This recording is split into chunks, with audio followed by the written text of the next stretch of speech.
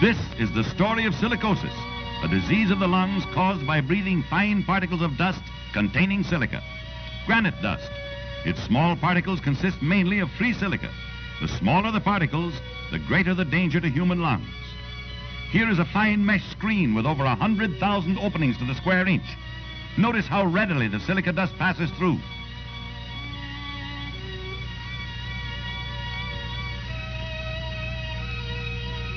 Yet this screen is so fine that it holds water.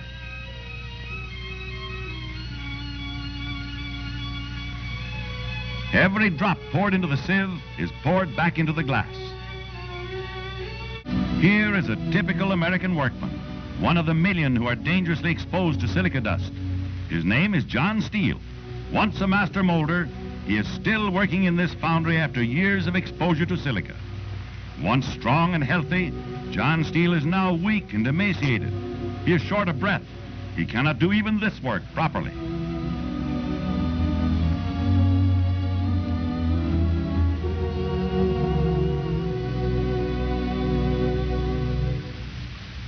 The foreman tells him that he is sick, incompetent, can no longer do a day's work, and that he must let him go.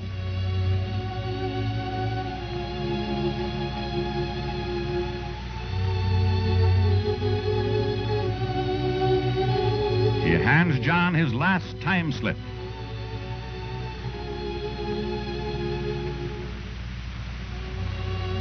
As a result of his disability, John, like thousands of others, is being fired.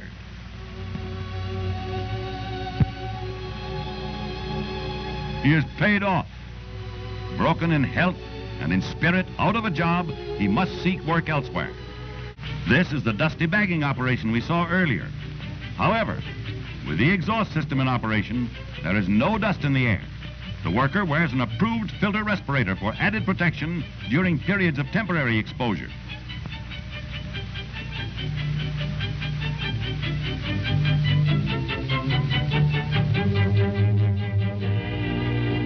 In this close-up, the dust is being carried at high speed into the suction system where it is collected.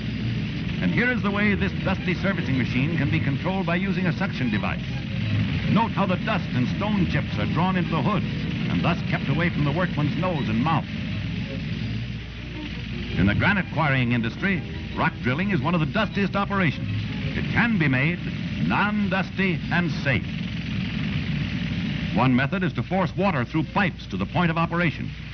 Water flows through this simple little device around the drill steel and prevents the dust from flying into the air.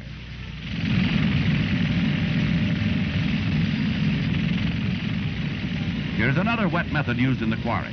Water is fed through a hollow drill to the cutting edge of the tool. Notice the complete absence of dust. Had our John Steeles worked under these conditions, they would never have developed silicosis and could have continued to work at their trades in safety and comfort. We have seen but a few of the practical, simple, and inexpensive control measures in actual use. However, they must be adopted more widely by employers, used more consistently by workers, and required more generally by state and other agencies. Silicosis can be entirely prevented.